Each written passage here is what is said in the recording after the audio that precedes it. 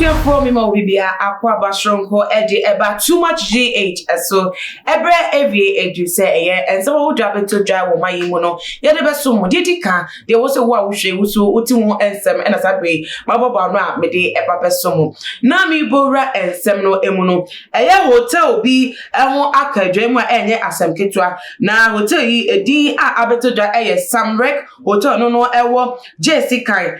Asante Memu na ebusia for asema atu hotel yi ene se receptionist wo ho te se de bia da wo ba djuma wo so se eja obi apese de djuma enyi ne djuma enkoso nto hospital se amanfo beba mo ba buki hotel na yeso mo ada no so etimenya ne faso na akoso na bi ye etimenya ne ketua edema no nti ebra abrantie ebi be pie mo ho se wo ji rooms ahodo wo hotel no nya a to wo tue ho ka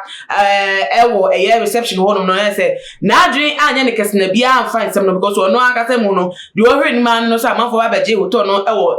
in their numbers it is nipo bakwa ba no so obuki all the rooms say de nya de open and say abobako aban no na say no anu we di loto enti abawe timi gi sika ye dey share all the rooms hotel no rooms nya aka say went to be say aso nipo bakọ pe na ye wo hotel yi mu nya no betima da ni nya mu anasa de enti say party bi say conference bi anapo de na ekoso nti a wo gi rooms nya we mbisa say wo ma akwan de keys ni nya ede ma no e no so de bowra hotel rooms na bisa form womo kohwe hotel rooms so ofi wo kohwe hotel rooms that say emu equipment nya wasesa edeko say TV say air conditioner say DNO wasesa ni nya de free rooms ni nya that say wodi afi hotel ho edeko at say sabre akoye ensem na wa womo emu ehwehwe mo reportema police form wo Jessica honma o ma sha say ehwehwe na nyame ncha de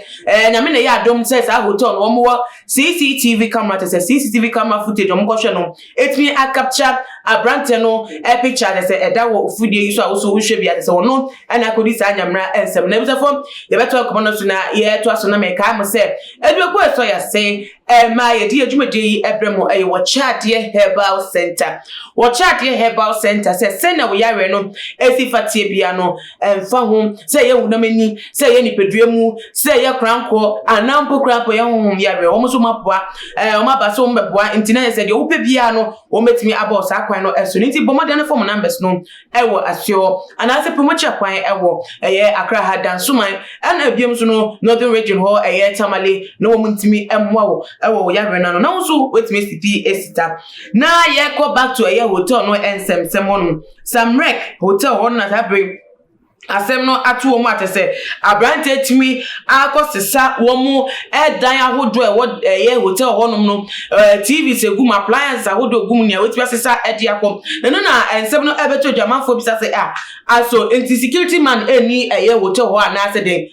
ate se nka se nipa bo ni aba be kidnapping wo hotel ho na krapo no obi enu abeji wo na wa renting at se mpo krapo no wo be di no wu ho enke wude no be ko so ewia ansana wo ma hu ekira na ase de because se wo ma ka se nipa ba ko pe obeji hotel aji hu keys bebre na wetimi a high rooms ni first and foremost receptionist me mi sana semia se die no di rooms ni ko na so ma kwan ma ni ko ji rooms ni enti na se wo pie no tuntu obi anu a wo hu ni se wo park hotel wo nyama se TV sa wo do TV mu dudu se otumi onu kwa etimi peja example ni nipa krapo de ba ya enti hotel fo no wo mu ni security personnel sa wo be hu se o nipa bi be ka no ana se bi se wo mu nya sa information nyana te se wo mutimi ehwe han tena ho se abrante ba ko na wa be buku rooms ni no so biem se room ho ne ya nyama ye TV sa ho do te se equipment ho ne wetimi adwini ni ade akwa sabre wo mu akedwe mu a wo mu ebisa pe le chi akwan na so wo mu nka se mu nkomo nya si osa ehun be hia pa se Ghana tourism for mehwe se hotels a ho do wo kan na ha se o man Ghana mu no wo mehwe wo mu security strategy because Ghana ye hu pa aside say be commend wo for the fact wo CCTV camera no ediem so mu hia extra security simple crap no obi ko no obi ba obi ba wo be checks and balances and ample crap hotel no other exit point no met me wo obi odina wa simple obi aba no obi di body first time no wo dwane crampa obi be hu se o we asumesi we anase we na say o wetimi a chin because footage dey beto odwa no ni phone pe no mutimi capture ye so wo be inside the pe no mutimi capture all go out ne dey phone bi eni hu and I said footage video bia anyone so munya aware of kwan a osifa fa so e de juri hotel dem won nyamania e de kwan no security be pa e na wasa hotel na krapa obi e de ne nkwa ba ko show mo so me ba beje ma ho me wa ha say me gidi say me ho menya ma hoto menya ma sumdue menya me fa hunde e wa ha so o makasa kwa mu no kwa no wo mu nye ready to operate as a public hotel and nipa betimi akọ say wakwa spend time e wo ho ne so for bi mu so e ka say de bi o time de ba beto a unse da eno we receptionist na djuma ne say obi bi o beba hotel no be di na akwa aba so be di no fefe so na say aye kama ninti onu no obi aba no o ka so di room so nia na de no ekosi wa djuma ba ko na no ye enti obe dey ebi say the questions be because onu no di misiga no so ba be high hotel na onu so o person na amanfo mra na nti omo aba no di enpa no ko betimi aya for nti sign na ato na ama sa do no abedina the center of issue by no nje say enu nti the next time o ma na ni enna ho o ma na adwen enwo na djuma no ye no so mpokwapo no so obi ba na suspicious in ni ye no ense fata obetimi ebisa because ni baba ko pe o enu aba wo table ano so o pe keys a o pe dan e wo hotel wo no nya keys o si yo jiko they say one pay for me bia e wo chi asem de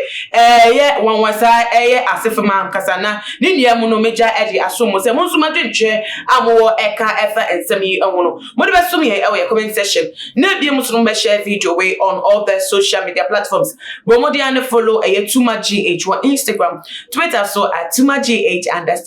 Facebook so ye wo @TumaGH na mo so mfo na ama obisa ene de minimum evie na me adoma be side edi ehia bim makram nya bye bye.